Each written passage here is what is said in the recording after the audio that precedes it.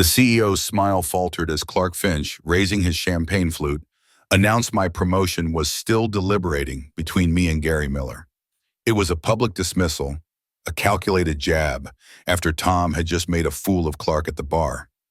Clark's gaze, cold and steady, pinned me across the crowded ballroom, a silent promise of professional purgatory. The memory of Clark Finch's face, red and contorted, still hummed under Sarah's skin a week later. She'd tried to push it down, to rationalize it, but the quiet satisfaction lingered, a dangerous ember. Tom, ever the pragmatist, had cautioned her. Don't put any of this online, Sarah. It won't help anything, not now. He was right, of course. Her career wasn't some public forum, but the urge to vent, to dissect the injustice, clawed at her. The Bellevue Royale had been a cascade of crystal and hushed conversations, a yearly corporate ritual. This year, it was more than just an obligation. It was supposed to be her triumph. For 3 grueling years, Sarah had worked as a senior portfolio analyst at Sterling Financial, her sights fixed squarely on the head of investment strategy position. She'd outmaneuvered competitors, consistently exceeded targets, and put in hours that blurred weekdays into weekends. Tonight was supposed to be the culmination of that quiet grind. Tom, an AP literature teacher with a worn tweed jacket and a steady gaze, had come reluctantly. He cleaned up well enough in a borrowed suit, though it seemed to chafe him. Complimentary booze, at least, he'd quipped in the Uber, his hand warm on her knee. And I get to see Clark Finch's face, which is always a bonus. He hadn't known then how true that second part would become. Clark Finch was everything Tom wasn't, polished, loud, and utterly devoid of self-doubt.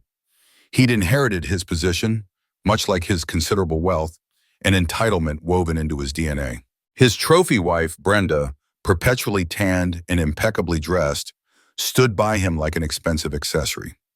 For 4 years, Sarah had meticulously kept Tom and Clark separated, an unspoken agreement that their two worlds should never collide. The thought of Clark's condescension meeting Tom's unyielding principles had always filled her with a quiet dread. After a forced round of networking, Tom had excused himself, muttering something about needing real conversation, or at least a stiff drink. Sarah watched him navigate the crowd toward the bar, a familiar comfort in his slightly rumpled posture. Then she saw them. Clark, Brenda on his arm, veering directly toward Tom. A cold knot tightened in Sarah's stomach. Clark clapped Tom on the shoulder, a gesture devoid of warmth. Tom, isn't it? Sarah's husband? Still shaping young minds with poetry and old books, I hear? His smile didn't reach his eyes. Must be fascinating work compared to, say, generating actual returns. Brenda offered a thin, polite laugh. Sarah started forward, a futile gesture. She wanted to yank Tom away, to make excuses, to smooth over the inevitable friction. But Tom merely turned, his expression calm. Someone has to teach them to think critically, Clark, he said, his voice even. Otherwise, who'd be left to question the value of those actual returns? Clark's smile hardened.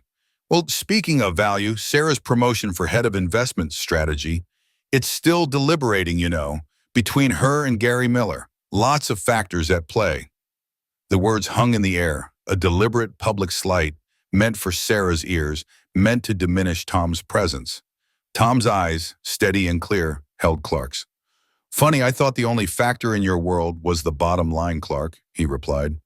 Perhaps a little Shakespeare would help you see the bigger picture beyond quarterly bonuses. A few nervous chuckles rippled through the small group that had gathered, drawn by the unexpected tension. Clark's jaw tightened. And what bigger picture is that, Tom? The one where teaching dusty old plays is more important than knowing how to code, how to build something tangible. Tom took a slow sip of his drink. The one where men like you, Clark, mistake their accumulated wealth for inherent wisdom. History is littered with figures who believed their own hubris was foresight, only to find themselves tragically undone. Call it a lack of foresight, a failure to read the room, or perhaps simply a lack of self-awareness. The color drained from Clark's face, replaced by a deep crimson flush. Brenda's hand flew to her mouth. Tom, unperturbed, continued. Your bonus statement, Clark, doesn't define your worth, just as my lesson plans don't define mine. We simply operate on different currencies. He set his glass down, a final definitive click. If you'll excuse us, Clark, Sarah and I were just leaving. He offered a small, polite nod, then gently took Sarah's arm, guiding her through the stunned onlookers. Sarah felt a surge of something hot and fierce in her chest, fear for her career tangled with a powerful, undeniable pride. As they walked away, she risked a glance back. Clark stood frozen, his eyes burning into her back. He turned, leaning in close to the CEO, his words a low, venomous whisper, his gaze still fixed on Sarah and Tom. Monday morning at Sterling Financial felt colder than usual, despite the office thermostat set to a comfortable 72 degrees. The air hummed with a different kind of electricity, a low-grade current of whispered rumors and averted gazes. Linda, my assistant, caught my eye as I walked past her desk. Her usually cheerful face was subdued, and she offered a small, sympathetic tilt of her head before quickly returning to her screen. The message was clear, without a single word. The phone on my desk rang, its sound jarring in the quiet office. It was Clark. His voice, usually clipped and authoritative, was now suspiciously pleasant, almost sugary. "Sarah, could you drop by my office? Just a quick chat." My stomach tightened. I walked down the familiar hallway, each step feeling heavier than the last. Clark's door was ajar. He saw me approach but didn't invite me in immediately. Instead, he waited until I stood directly in the doorway, forcing me to linger there, exposed, as he finished typing something on his computer. It was a calculated delay, a small assertion of dominance. Finally, he looked up, a bland smile pasted on his face. "Come in, Sarah, have a seat." He gestured to the chair opposite his large, polished desk. The room smelled faintly of his expensive cologne and impending doom. "The executive committee met this morning," he began, leaning back, lacing his fingers behind his head, "regarding the head of investment strategy position." He paused, letting the words hang. "They decided, after much deliberation, that while your technical skills are exceptional, they felt Gary Miller was a better fit." I felt a cold shock, but kept my face neutral. "A better fit, Clark? What does that mean specifically?" He waved a dismissive hand. "You know, leadership presence, cultural fit. We felt Gary just embodies the direction we're heading in. More proactive, you know." Gary Miller proactive? He'd been at Sterling 2 years less than me, with a fraction of my experience in complex portfolio analysis. The injustice of it burned, but I held my tongue. "As for your role," Clark continued, his voice softening with feigned concern, "we're moving you to a special projects team. We have some important long-term initiatives that require your unique talents." Special projects was corporate speak for a professional purgatory, a demotion thinly veiled as a strategic move. It meant being sidelined, slowly bled of relevance. "Special projects," I repeated, the words tasting like ash. "What exactly would those entail?" I searched his eyes for any flicker of honesty, any specific detail. Clark offered another vague gesture. "Oh, various things. Streamlining some legacy systems, exploring new market entry points, high-level strategic stuff. It's a real opportunity to broaden your horizons, Sarah." His tone implied it was a favor, a chance I should be grateful for. He offered no specifics because there were none. It was clear then a sudden, sharp clarity. This wasn't about leadership presence or cultural fit. This was Clark exacting his petty revenge for Tom's performance at the gala.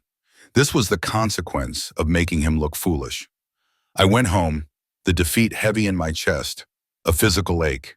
Tom met me at the door, his face immediately registering my somber mood. I recounted the conversation. The flat corporate phrases, Clark's smug demeanor. Tom listened, his jaw tight. When I finished, he slammed his fist lightly on the kitchen counter.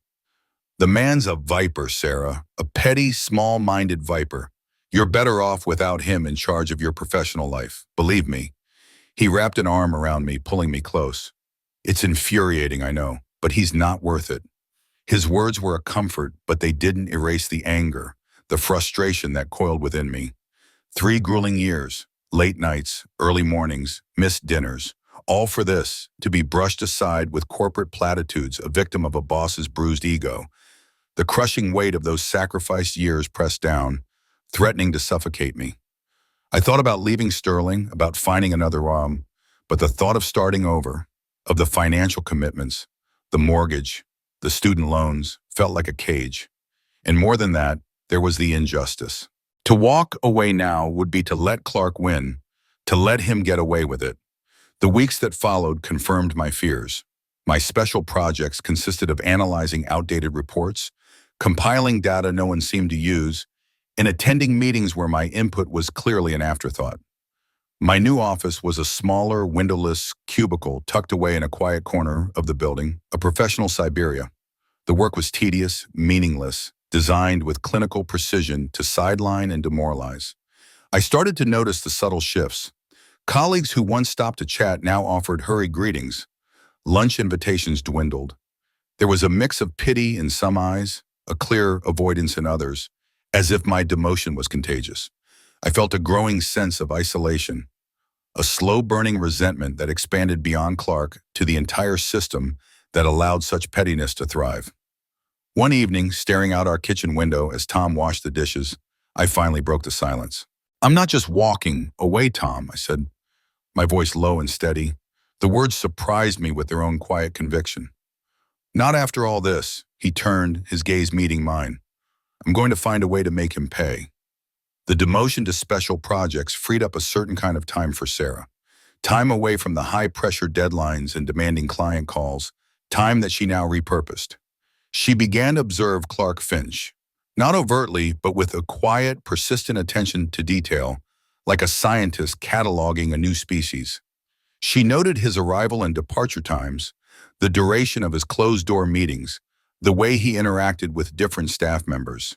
His relationship with Brenda, once a glossy facade, now appeared stretched, almost brittle. She'd see them at company events, polite but distant, their smiles never quite reaching their eyes. Linda, my former assistant, now working for Gary Miller, would sometimes stop by my desolate cubicle. Her visits were brief, her voice low. "How are you holding up, Sarah?" she'd ask, her eyes full of a quiet understanding. Linda remembered the old Sarah, the one who moved with purpose. She offered small pieces of information, innocuous at first, about office gossip, about how Gary was struggling to keep up with the portfolio. Then one Tuesday she leaned in. "Clark's been particularly difficult with the new hires, especially the young women." Her tone was careful, but the implication was clear. Through these casual conversations and her own sharpened observations, Sarah started piecing together the whispers. Murmurs about Clark's late-night meetings that never seemed to involve actual clients, about his sudden, unexplained trips. Linda, sensing Sarah's quiet resolve, eventually supplied a name: Holly. Holly Reynolds, the ambitious junior analyst who'd been hired 6 months ago, fresh out of business school, bright and eager. Sarah had noticed her too, always lingering a bit too long in Clark's office, always catching his eye across the room. The affair wasn't a rumor, it was an open secret to those who knew how to read the signs. The thought of Clark's hypocrisy, playing the role of the devoted husband while undermining careers and manipulating staff, fueled Sarah's methodical pursuit. She began to document everything. Every late-night sighting of Clark and Holly, leaving the office separately but within minutes of each other. Every expense report with vague client entertainment entries that coincided with his unexplained absences. She noted the small gifts Holly suddenly started wearing: a new watch, a delicate necklace, items not quite aligning with the junior analyst's salary. Tom initially had been wary. "This revenge, Sarah," he'd said one evening, watching her pore over a printout of Clark's travel schedule, "it can consume you."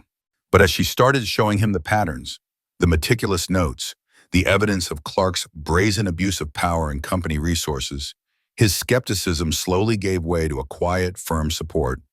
He saw the cold, calculated manipulation, the depth of Clark's deceit.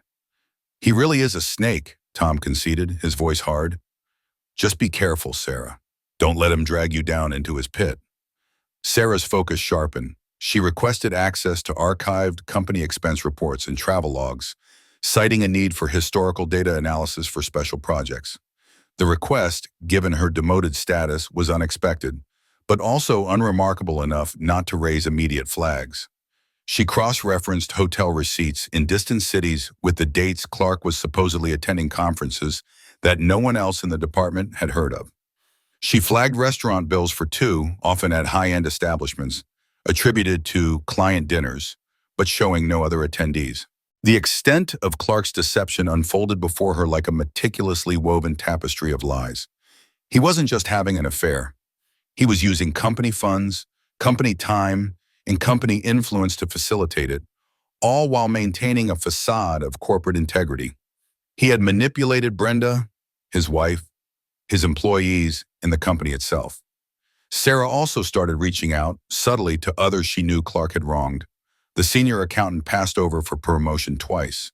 The marketing manager whose project Clark had inexplicably scuttled. The quiet analyst who had suddenly resigned after a conflict with Clark. She didn't reveal her true intentions, merely offered a sympathetic ear, a knowing nod. She found a network of people, bruised and overlooked, simmering with quiet resentment.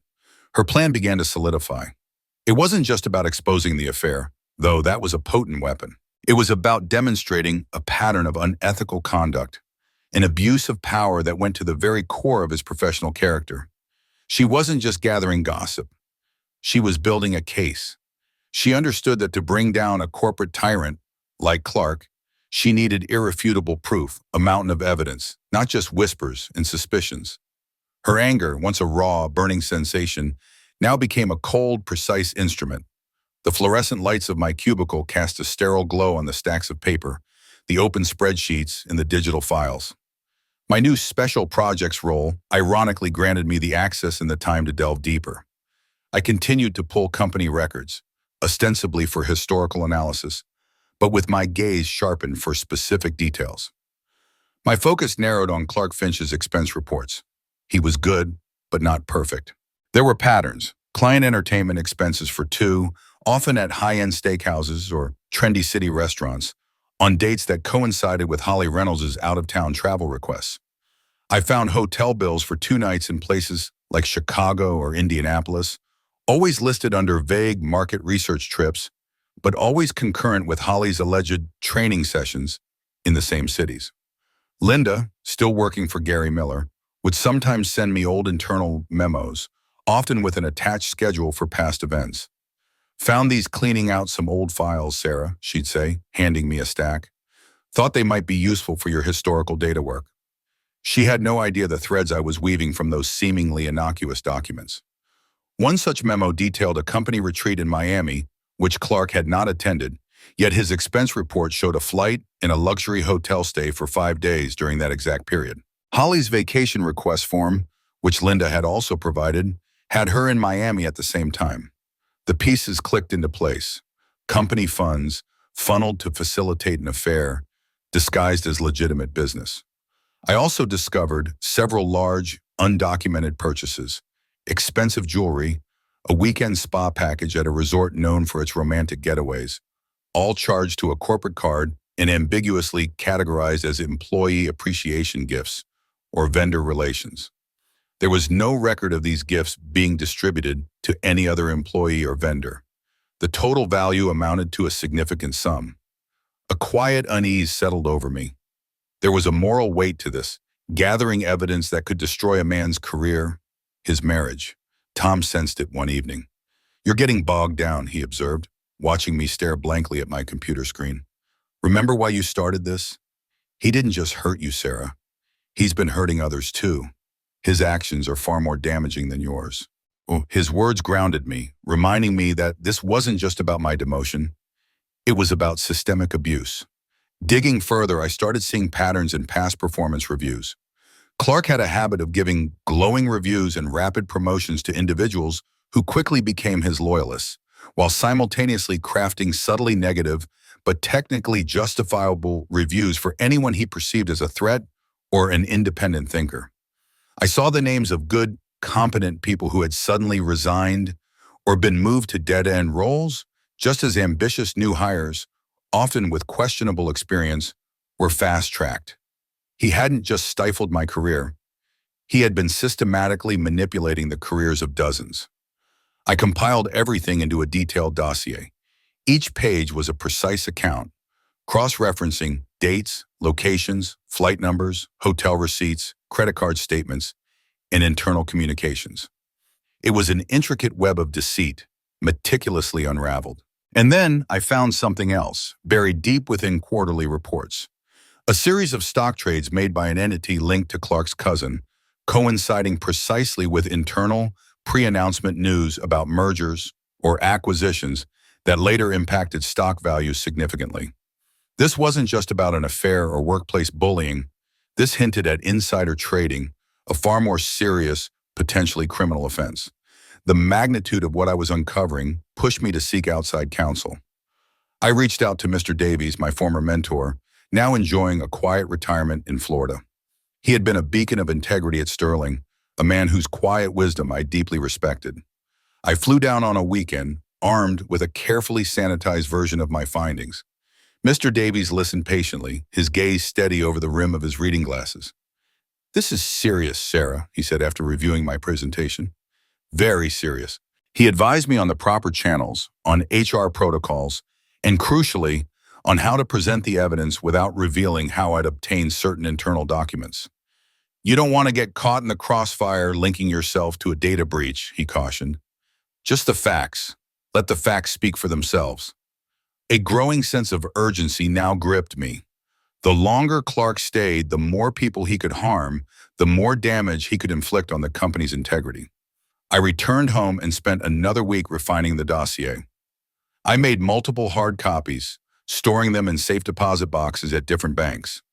I created encrypted digital backups, storing them on cloud servers and external hard drives, all secured with passphrases only Tom and I knew. Tom watched me work, his face etched with concern. "Be careful, Sarah. This man is dangerous. Don't underestimate him." "I won't," I assured him, my fingers flying across the keyboard. "I'm being careful, methodical." The dossier, thick and heavy, now sat on my desk, a physical manifestation of my resolve, a quiet testament to the injustice I had endured and was determined to rectify. The dossier, a silent weapon, lay heavy in my briefcase. I had considered leaking it to the press, exposing Clark Finch in a spectacular public downfall. But the thought of the messy, unpredictable fallout, the inevitable questions about my own motives and methods, gave me pause. I decided instead on a more calculated approach. Internal corporate justice. If Sterling Financial truly valued its ethical guidelines, they would handle it. I scheduled a confidential meeting with Ms. Reynolds, the formidable head of HR and ethics. My ostensible reason was to discuss my own career path within the Special Projects Department. I wanted to appear as a disaffected but still loyal employee, not a disgruntled one. Her office was sparse, practical, much like Miss Reynolds herself. No framed family photos, just industry awards and a few potted plants.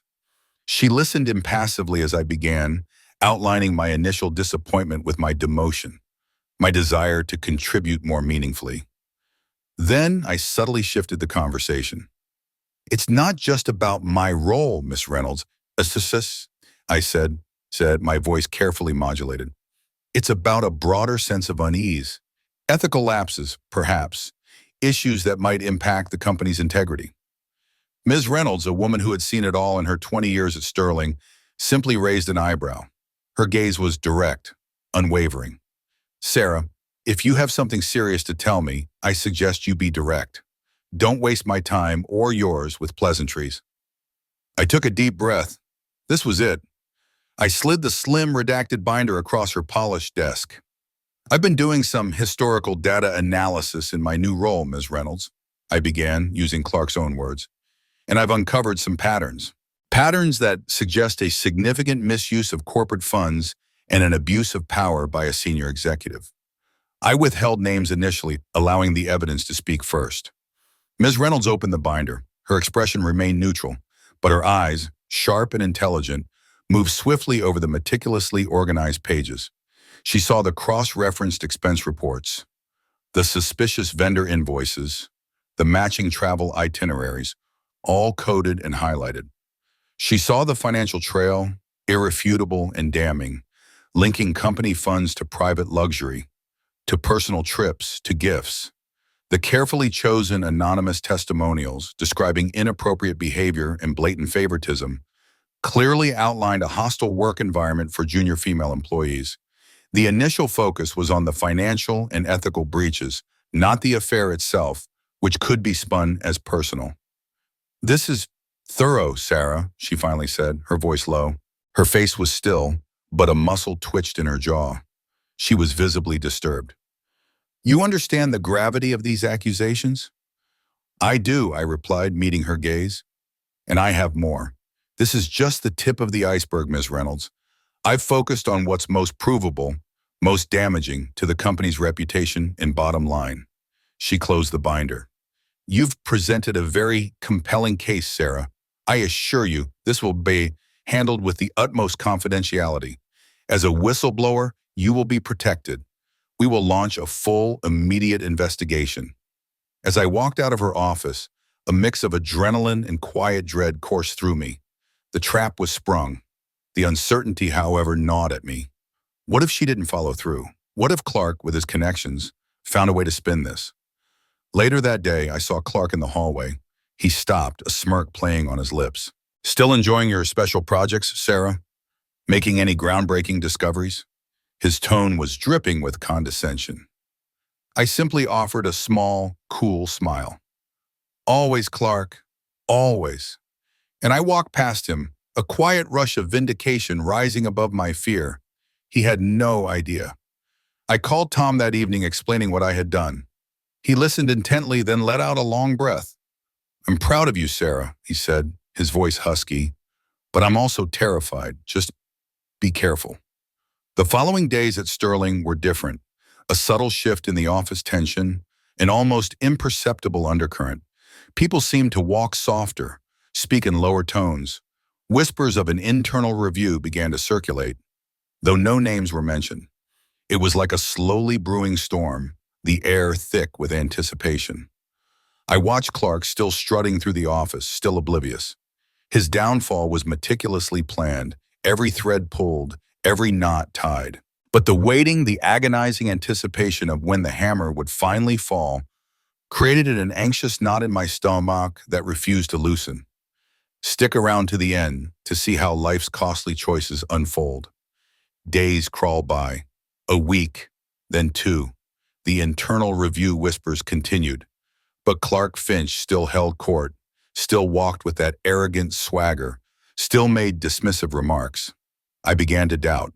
Had Ms. Reynolds dismissed my evidence as the ramblings of a demoted employee? Was Clark too entrenched, too powerful? The anxiety that had been a dull throb intensified, twisting into a sick knot of self-recrimination. Then, on a Tuesday morning, an urgent, company-wide email landed in everyone's inbox. Subject, important organizational announcement. My fingers trembled as I opened it. It was from the CEO, brief and to the point. Sterling Financial is initiating an immediate, comprehensive internal audit across several departments. This will be accompanied by immediate leadership changes within the investment strategy division, effective immediately. No names were mentioned, but everyone knew. The air in the office went still. Moments later, I watched Clark being summoned. He walked past my cubicle, a frown creasing his brow, heading towards the executive wing. He was called into a closed-door meeting with Miss Reynolds and two other senior executives, the chief operating officer and the general counsel. The door clicked shut with a definitive sound. The meeting lasted for hours. The quiet hum of the office was replaced by an almost frantic undercurrent of whispers, hushed phone calls, and furtive glances. No one worked. Everyone waited. Lunch breaks were taken in groups, theories exchanged in low tones. Was it a resignation, a restructuring, or something far worse? Then in the late afternoon, the door to the executive conference room opened. Clark emerged, flanked by Mrs. Reynolds and a stern-faced security guard. His face, usually flushed with confidence, was pale, almost gray. His shoulders were slumped, his eyes vacant. In one hand, he clutched a small cardboard box, the kind used for office supplies containing a few personal effects. A framed photo, a coffee mug, a desk plant. He didn't look up, didn't make eye contact with anyone. He was simply led silently out of the building. I watched him go from my desk, hidden in my corner cubicle. An exhilarating satisfaction, cold and sharp, washed over me. It wasn't the fiery rage I'd felt at the gala, but a deeper, more profound sense of justice. It was over. An hour later, another email arrived where Gary Miller was announced as the interim head of investment strategy. The promotion he'd been so eager for, now tainted by the circumstances of its delivery. I heard whispers later that day, through Linda, that Gary's own quick rise in association with Clark meant his interim status would likely be just that, temporary. His own promotion was now under review. The rot, it seemed, was deeper than just Clark. The news of Clark Finch's immediate dismissal spread like wildfire across floors into other departments, through text messages and hushed phone calls. My revenge had succeeded. The confirmation of his public humiliation felt like a balm to the wounds of my own demotion. The fallout didn't stop there. 2 days later, a brief article appeared in the local paper's Society column, a terse announcement. Brenda Finch has filed for divorce from prominent Sterling financial executive Clark Finch, citing irreconcilable differences. The scandal was now public, undeniable. The betrayal, professional and personal, laid bare. I also learned that Holly, the junior analyst, had quietly resigned. Her name, irrevocably tied to Clark's, now carried its own stain. Her promising career, shattered. The narrative of Clark's professional and personal infidelity, his abuse of power, quickly became office legend, a cautionary tale whispered in hushed tones. A few days after Clark's dismissal, Miss Reynolds called me to her office again. "Sarah," she began, her voice softer than I'd ever heard it. "I want to apologize. We failed you. We failed to see what was happening right under our noses." She paused, her gaze earnest. "Your bravery in coming forward, in presenting such meticulous evidence, was instrumental. You exposed a deep ethical breach." Then came the unexpected. "The executive committee has decided to reinstate you to your previous role as senior portfolio analyst, effective immediately," she announced. "And in recognition of your leadership and commitment to integrity, we'd like to offer you a new position, head of ethical compliance and internal audits for the investment strategy division. It comes with a substantial increase in salary and the authority to implement the very reforms you've shown are so desperately needed." A profound sense of closure settled over me, quiet but deep. The pieces of my life which had been scattered and broken were slowly, steadily beginning to realign. Weeks blurred into a quiet rhythm. My new office, larger and sunlit, felt earned. As head of ethical compliance and internal audits, I found a sense of purpose I hadn't known even in my previous role. It wasn't just a job, it was a mission. Tom and I, stronger than ever, navigated the aftermath with shared understanding. He'd often say, "You didn't just get even, Sarah, you fixed something broken." I thought about the cost. Clark's marriage was shattered. His career ended. Holly, the junior analyst, had disappeared. Collateral damage undeniably. But the festering corruption Clark represented, the careers he'd derailed, the integrity he'd eroded, that was the greater wound. My actions, born of betrayal and a desire for revenge, had, in their wake, brought about a cleaner, more transparent environment at Sterling Financial. Linda, my loyal confidant, now held a respected managerial position, her subtle assistance rewarded. The memory of the gala, of Clark's smirk and cutting words, still surfaced sometimes, a phantom sting, but it no longer held power over me. Tom and I, over simple dinners, would talk about true wealth, not just money, but character, honesty, the courage to stand for what's right. I had reclaimed my career, but more profoundly, I had redefined my own integrity, my agency. My fingers still sometimes trembled as I typed, not from lingering rage, but from the quiet, powerful strength of having paid a price, yes, but having found justice. I began to write it all down, not for public consumption, but for myself, for closure, as Tom had suggested. The weeks that followed Clark's departure brought a strange kind of peace, but also a new kind of challenge. My office, no longer a cramped cubicle, felt less like a reward and more like a command center. As head of ethical compliance and internal audits, I was tasked not just with oversight, but with genuine reform. This wasn't about catching a single bad actor. It was about shifting the culture of Sterling Financial. My first major initiative was to overhaul the expense reporting system. Clark's abuses had highlighted the gaping holes, the vague categories, the implicit trust that had been repeatedly betrayed. I proposed stricter guidelines, clearer definitions for client entertainment, and a two-tier approval process for anything exceeding a nominal amount. The rollout met with subtle but persistent resistance. In a meeting about the new policy, Mr.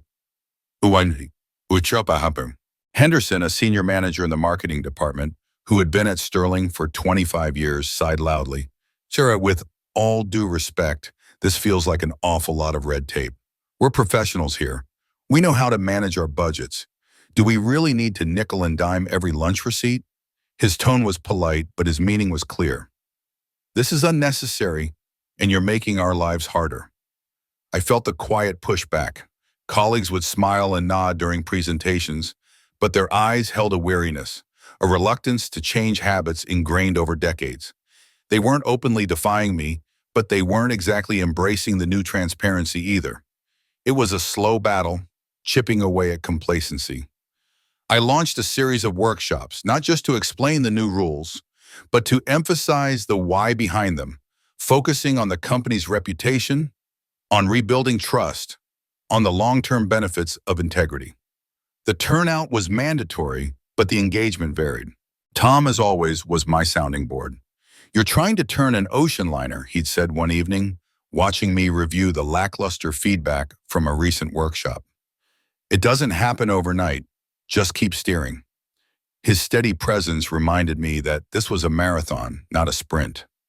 I began to focus on rebuilding trust from the ground up. I made myself available, not just as an enforcer, but as a resource. I encouraged open communication, setting up confidential one-on-one sessions for employees to voice concerns without fear of retribution. The idea was to move away from a culture of fear-based compliance to one of shared responsibility.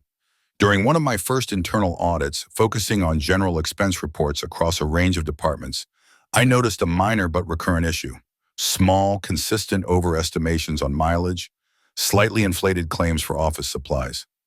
Nothing as grand as Clark's embezzlement, but a pattern of minor liberties taken.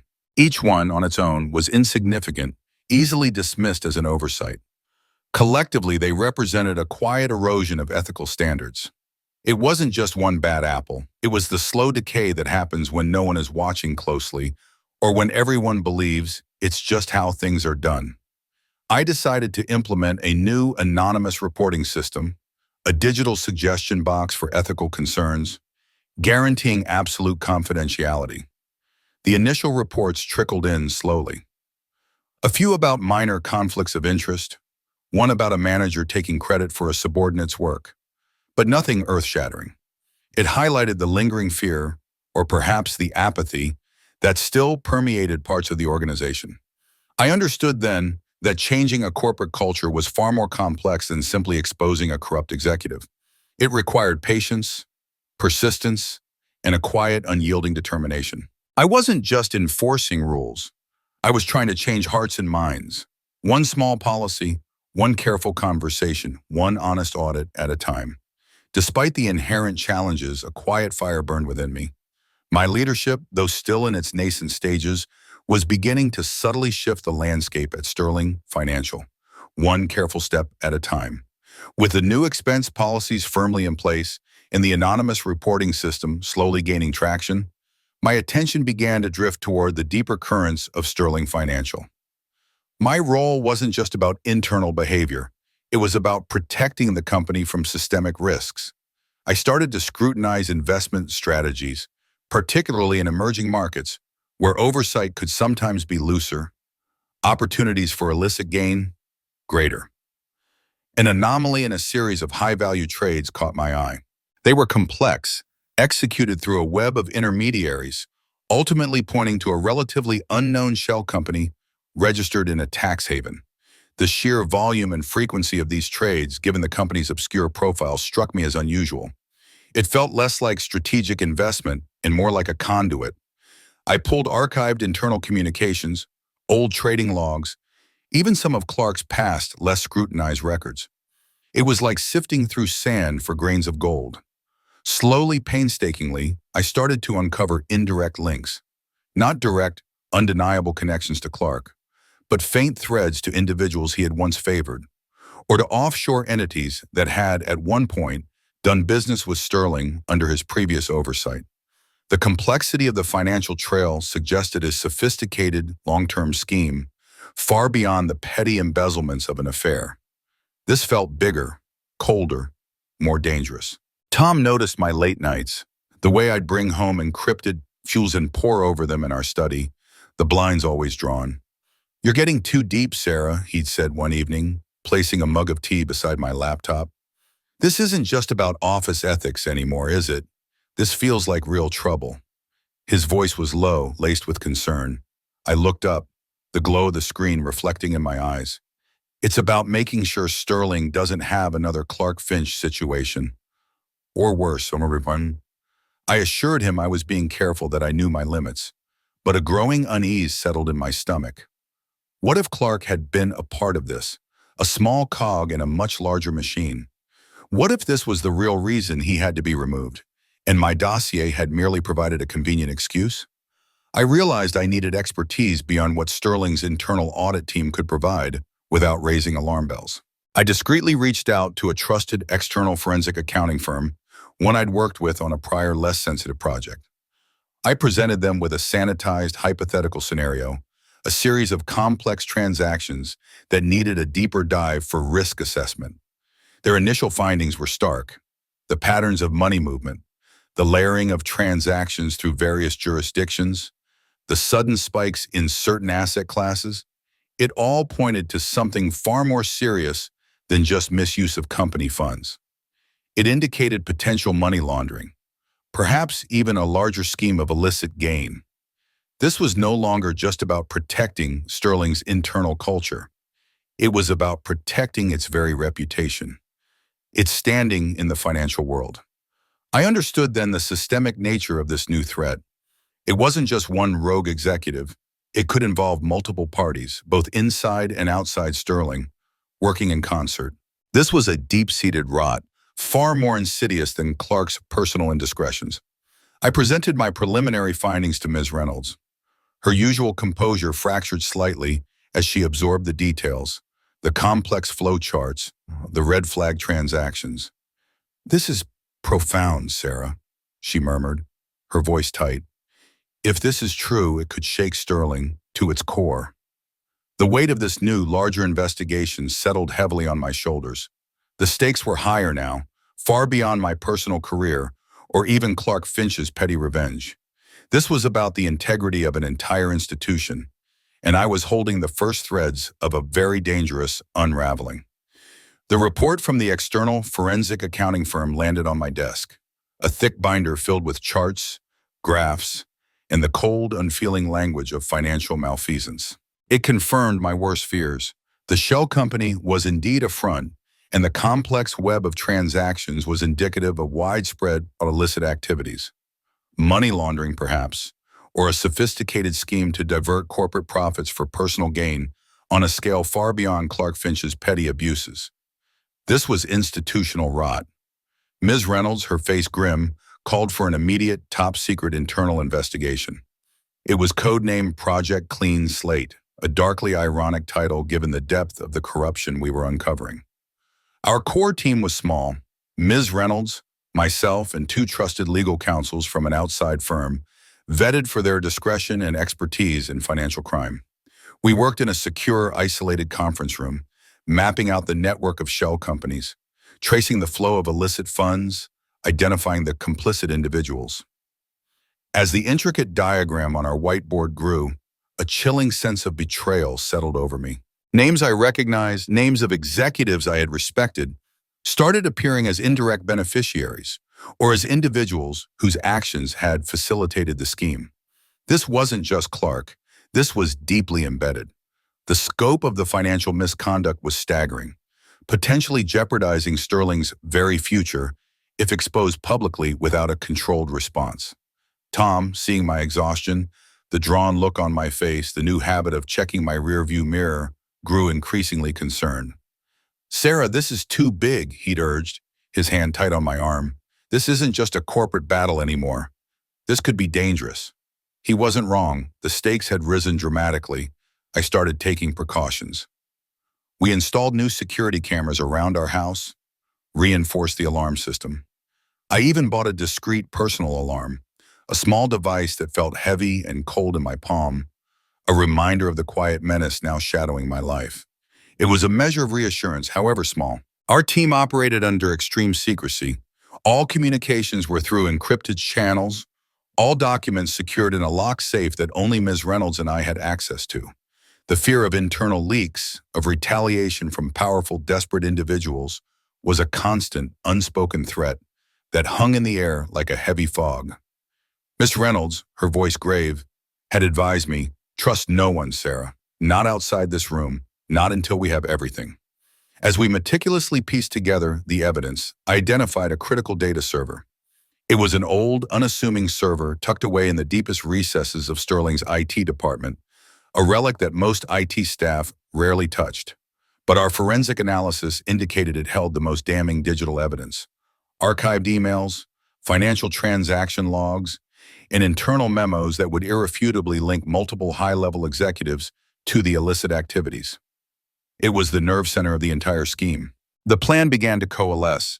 We needed to secure that server, to extract and back up its data, before confronting any of the implicated parties. If they got wind of our investigation, that server would be wiped clean in minutes. The confrontation was inevitable, but without the server, our carefully constructed case would crumble. The silence in our secure room was punctuated only by the soft click of keyboards and the occasional rustle of paper as we prepared for the most dangerous phase yet. The plan to access the critical data server was laid out with military precision. It would be a covert operation, executed on a quiet Saturday morning, well before anyone from IT or facilities would arrive. We needed minimum exposure, maximum discretion. The stakes felt impossibly high. If we were discovered, not only would the evidence be lost, but our entire investigation would be compromised, and our careers, perhaps even our safety, jeopardized. The pressure weighed heavily on my shoulders, a physical ache. Every detail, every contingency had to be accounted for. Tom, sensing my intense focus and underlying anxiety, offered his quiet support. "You've prepared for everything, Sarah," he'd said the night before, tracing patterns on my arm. "You just need to trust your plan." His calm presence was a necessary anchor. We arrived at Sterling Financial before dawn, the city streets still empty and dark. A faint glow from streetlights illuminated the empty parking lot. We entered through a rarely used service entrance, Ms. Reynolds expertly disabling the alarm with a temporary override code she'd obtained. The building was a cavernous silence, the hum of the HVAC system the only sound. The IT department, usually a buzzing hive of activity, was eerily still. Rows of server racks hummed softly in the cold air, their indicator lights blinking like watchful eyes. So Reynolds positioned herself at the end of the long corridor, her silhouette a stark outline against the faint emergency lighting, serving as a lookout.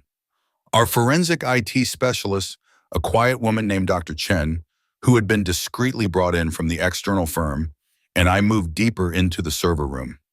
Guided by the detailed schematics we'd prepared, we quickly located the specific, older server. It was a bulky, outdated machine, overlooked in its corner, humming a low, steady tune. Dr. Chen wasted no time. She connected her specialized equipment, a series of cables linking the server to a secure, portable hard drive. The process of mirroring the data began, a delicate, agonizingly slow operation. Every minute stretched into an eternity. The clock on my phone seemed to mock us with its deliberate crawl. Suddenly, a faint click echoed from down the hall, followed by the distant murmur of voices. We froze, our hearts hammering. Miss Reynolds held up a hand, a silent warning. My breath hitched in my throat. Had someone seen us? Had the alarm been triggered? A moment later, a janitor pushing a cleaning cart rounded the corner, chatting idly into a walkie-talkie. He glanced into the IT room, his eyes scanning, then continued on, completely oblivious to our presence, his footsteps fading. We let out a collective, silent breath. Our adrenaline spiked, then slowly receded, leaving us trembling. We resumed, the pressure mounting with every passing minute. Dr. Chen worked with an unshakable focus, her fingers flying across her keyboard, monitoring the data transfer. I watched the progress bar inch forward, a torturous crawl. Finally, a quiet beep from her equipment signaled completion. "Done," she whispered, her voice barely audible. We worked swiftly then, disconnecting the cables, packing up the equipment, erasing any and all traces of our presence. We double-checked everything, leaving the server exactly as we had found it, its blue indicator light still blinking innocently. Stepping back out into the pre-dawn chill, the air crisp and cold, I felt a profound sense of relief. The evidence was secure, but beneath that relief a lingering apprehension remained. This was only the first step. The true reckoning, the inevitable confrontation, was yet to come, and with it, the full force of whatever powerful individuals we had just exposed. The data extracted from the old server was a Pandora's box. Dr. Chen's team worked around the clock, decrypting files, cross-referencing ledgers, and unraveling the intricate layers of obfuscation. The results were damning. It wasn't just a few bad actors. It was a widespread, sophisticated network of financial fraud that reached into the highest echelons of Sterling Financial. Several high-ranking executives, names whispered with respect in boardrooms across the country, were deeply implicated in a years-long scheme of money laundering, insider trading, and systematic misrepresentation of assets. The numbers were astronomical. The betrayal, profound. Ms. Reynolds, her face a mask of grim determination, understood the scale immediately. This was beyond an internal matter. This was federal. Without hesitation, she engaged the FBI's Financial Crimes Division. The Bureau initiated a confidential investigation, working closely with our small, trusted team. I provided them with every piece of evidence, every meticulously documented link, every chart and graph we had built. A new kind of unease settled over me. The investigation was now out of my hands, controlled by powerful external forces. I continued my daily work at Sterling, maintaining a facade of normalcy, but my senses were heightened. I saw the implicated executives in the hallways, at company meetings, their confident smiles, their easy conversations, completely unaware of the approaching storm. It was chilling, like watching actors on a stage, oblivious to the curtain about to fall. Tom remained my anchor. His presence, his quiet strength, provided solace against the mounting pressure and the undercurrent of fear that now permeated my days. "Just get through it, Sarah," he'd say, holding my hand. "Just focus on your safety. That's all that matters now." The FBI, methodical and precise, worked for weeks building their case, ensuring every T was crossed, every I dotted. Then, one seemingly normal Tuesday morning, the hammer fell. I was at my desk reviewing a mundane compliance report when the first sirens pierced the city's hum. They weren't distant, they were right outside. Moments later, the lobby doors burst open. FBI agents, their jackets emblazoned with FBI, swarmed Sterling Financial. They moved with a practiced, chilling efficiency, securing exits, cordoning off entire floors, their voices calm but authoritative. Panic erupted. The hum of the office escalated into a cacophony of gasps, shouts, and the frantic clicking of keyboards as employees scrambled to understand what was happening. I watched from my office window as news vans with satellite dishes began pulling up outside, their cameras already rolling. I saw the executives being escorted out one by one. The head of corporate development, the chief financial officer, the head of institutional trading. Their faces, usually composed and arrogant, were now a mixture of shock, disbelief, and a dawning, terrible realization. Some were in handcuffs, their hands clasped behind their backs, their expensive suits suddenly looking ill-fitting and pathetic. Each one, a king dethroned, led away into the glare of flashing lights. I sat at my desk, watching the spectacle unfold. A complex mix of vindication and profound sadness washed over me. I had initiated this, set the first stone rolling, but the ensuing avalanche was far greater than I had ever imagined. The cost of corruption, now laid bare for the entire world to see, was monumental. Sterling Financial, the institution I had fought so hard to protect, was bleeding, publicly. But it was a necessary cleansing. This raid, this public humiliation, marked a turning point, a painful but essential step towards rebuilding. The days following the FBI raid at Sterling Financial were a blur of chaos and grim silence. The initial shock gave way to a pervasive anxiety that hung heavy in the air. News channels ran continuous coverage, dissecting the scandal with ravenous glee, detailing years of financial fraud, the names of high-ranking executives now synonymous with greed and betrayal. Sterling's stock plummeted, a digital freefall that shook the very foundation of the company and sent tremors through the entire financial market. Employees walked through the once bustling halls with downcast eyes, their conversations hushed, their faces etched with uncertainty. Job security, once a given, was now a precarious gamble. Disillusionment festered, a bitter taste in the collective mouth. I, as a key witness and the primary source of the initial evidence, spent endless hours debriefing. The FBI agents were relentless, their questions precise, their demeanor unyielding. Federal prosecutors then took over, their legal language a labyrinth of terms and procedures. I found myself navigating a complex legal landscape, a world far removed from the spreadsheets and market analyses I was accustomed to. It was exhausting, mentally and emotionally. Tom remained my unwavering support, my steadfast rock. Each evening, I would return home, drained, and he would simply listen, offering a quiet strength that kept me from crumbling. "You did what was right, Sarah," he'd remind me, his hand warm on mine. "This needed to come out. However painful it is now, it's necessary." His words were a constant grounding force against the swirling chaos of legal proceedings and public scrutiny. Sterling's new leadership, with the CEO and Ms. Reynolds at the helm, immediately began the daunting task of rebuilding. Their efforts were urgent, focused on two critical objectives: restoring investor confidence and salvaging the company's shattered reputation. I was instrumental in this effort, my knowledge of the intricate corruption now invaluable in crafting the solutions. I helped implement new, stricter compliance measures, far more robust than anything Clark had circumvented. Enhanced transparency protocols were put in place, designed to prevent future abuses and ensure accountability. It was a Herculean task, an institutional overhaul that touched every department, every employee. The goal was not just to comply with the law, but to genuinely change the culture, to instill a bedrock of integrity that had been eroded over years of complacency and unchecked power. A profound sense of exhaustion settled over me, a weariness that went beyond physical fatigue. It was the emotional toll of a prolonged battle, of bearing witness to such widespread deceit, of feeling the weight of an entire institution's future on my shoulders. I started to reflect on the immense personal cost of seeking justice against such powerful, entrenched forces. The fight against Clark had been personal, but this larger battle against an entire system felt monumental. Despite the immense challenges, the daunting task ahead, a quiet, resolute determination burned within me.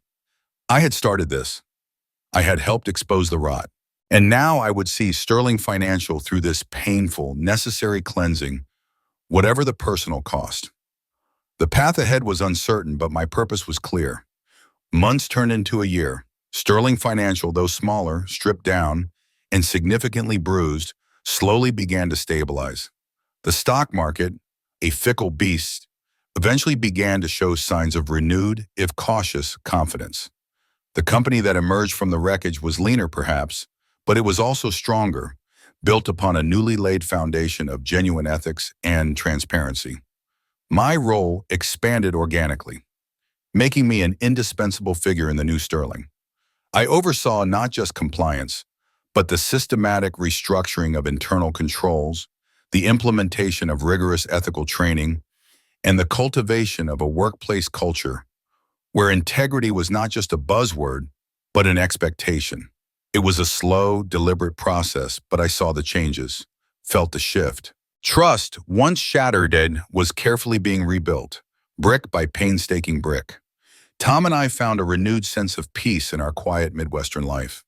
Our shared experience, the turmoil we had weathered, had deepened our bond, anchoring us more firmly than ever before. We talked often about the lessons learned, the true cost of unchecked ambition, and the enduring value of simple honesty. The memory of the Gala, of Clark's condescension, no longer stung. It served as a stark, distant reminder of the perils of a world driven solely by superficial success. Occasionally, I would see news updates on Clark Finch. He was a pariah, his name synonymous with corporate fraud, his once gilded life completely unraveled. There was no joy in his continued downfall, only a quiet understanding that justice, however slow and brutal, had finally been served. My journey, I realized, was not merely about revenge for a slighted career. It had been a profound transformation. My quiet strength, initially channeled into exposing one man's corruption, had ultimately cleansed an entire institution, and in doing so, had redefined my own values, my understanding of what it meant to be truly successful. The narrative of Sterling's fall and slow, painful rise became a testament to the power of one individual's courage, the ripple effect of a single, determined stand. I continued to write my personal account, not as a memoir for the public, but as a private chronicle, a quiet act of remembrance and healing. Each word was a step further away from the bitterness, closer to a hard-won peace. I understood that true success lay far beyond the transient allure of wealth or power. It resided in integrity, in resilience, and in the unwavering commitment to do what was right, even when the path was arduous and the personal cost immense. Looking out at the changing Midwestern seasons from my office window, I felt ready to face whatever challenges lay ahead, armed with integrity, resolve, and a profound understanding of the human heart, both its capacity for darkness and its enduring potential for light. The dust settled slowly at Sterling Financial. Months had passed since the FBI raids, and the company, though reshaped and bruised, was finding its footing again. My role, now integral, allowed me to steer these changes, instilling the very integrity I had fought to defend. The quiet hum of the office now felt purposeful, not just busy. Tom and I, back in our familiar Midwestern rhythm, felt a deeper peace than before. The Gala, Clark's sneer, they were distant echoes now, lessons learned about ambition's true cost. I still occasionally saw news snippets of Clark Finch, a pariah, his life completely undone. There was no triumph in his downfall for me, only the quiet affirmation that justice, however brutal, had arrived. This wasn't just about revenge. It was a profound rebuilding of a company and of myself. True success, I'd learned, wasn't measured in promotions or bonuses, but in the unwavering commitment to what was right, regardless of the personal cost. I continued writing my account, a quiet act of remembering, a pathway to healing. The road had been arduous, but the hard-won justice brought a lasting sense of peace.